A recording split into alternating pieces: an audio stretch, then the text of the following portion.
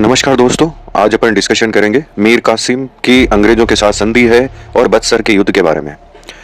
मीर कासिम अली वर्दी खान के उत्तराधिकारियों में से सबसे योग्य था तथा अंग्रेजों की चाल भली भांति समझता था। मीर कासिम द्वारा उठाए गए कदम अपनी पसंद के उत्तराधिकारियों के साथ उसने नौकरशाही का पुनर्गठन किया और सेना के कुशल तथा क्षमता को बढ़ाने के लिए उसमें सुधार भी किया। कलकत्ता में स्थित कंपनी से सुरक्षित दूरी बनाने रखने के लिए मीर कासिम ने अपनी राजधानी को मुर्शिदाबाद से मुंगेर स्थानांतरित कर दिया। उसने व्यापार में कंपनी द्वारा की जाने वाली अनियमितताओं के विरुद्ध कदम उठाने शुरू किए। उसने शाही फरमान के वैयक्तिक उपयोग पर कड़ी आपत्ति की। 1762 के अंत में मुंगेर में अंग्रेज प्रतिनिधि वेंसी टाट ने मीर कासिम से संधि की।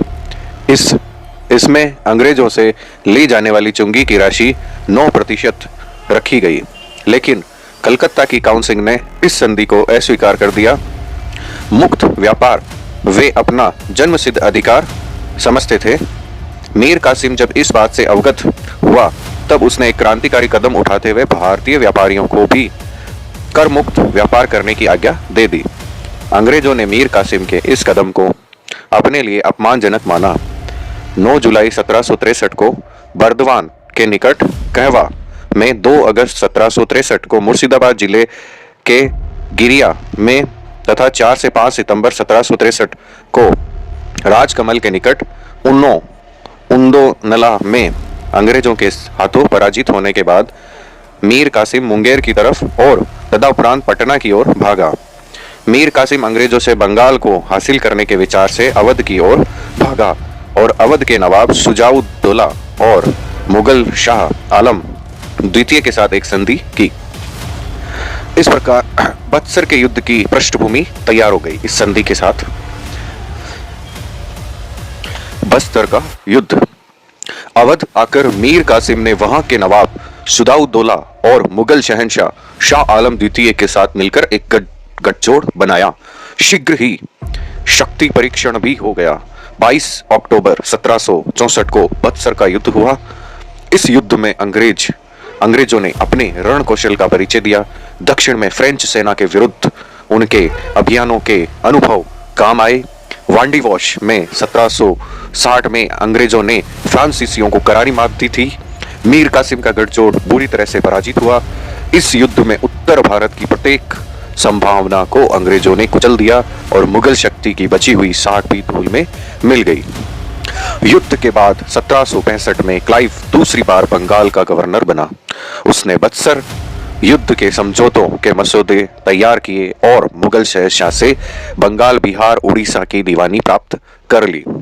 परंतु क्लाइव के आने से पहले मीर जाफर की मृत्यु हो चुकी थी और उसके बेटे नजीम उद दौला को अंग्रेजों ने नवाब की गद्दी पर बैठाकर उसके साथ संधि कर ली। नवाब की सेना प्राय भंग ही कर दी गई थी और बंगाल में एक नायब सूबेदार का प्रावधान किया गया, जिसकी नियुक्ति कंपनी द्वारा होनी थी। मोहम्मद रजा खां बंगाल का पहला और अंतिम नायब सूबेदार बना।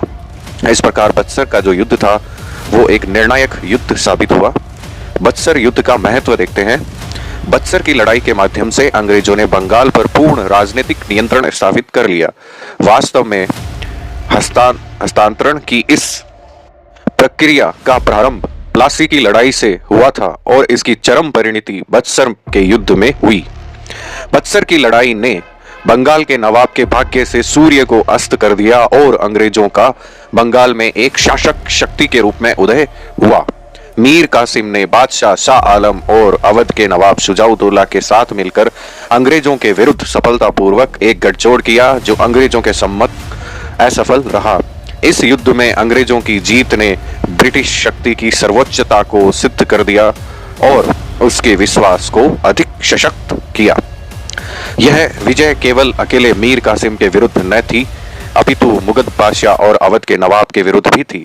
इस विजय ने भारत में अंग्रेजों के शासन की स्थापना का मार्ग दृढ़ कर दिया। इस प्रकार प्रारंभिक स्तर पर अंग्रेजों की रुचि बंगाल के संसाधनों और बंगाल की व्यापारिक क्षमताओं का उपयोग करके एशिया के व्यापार पर अपनी इजारेदारी कायम करने में थी। ईस्ट इंडिया कंपनी और उसके अधिकारियों की बढ़ती व्यापारिक रुचि के कारण नवाबों के साथ संघर्ष ने जन्म लिया।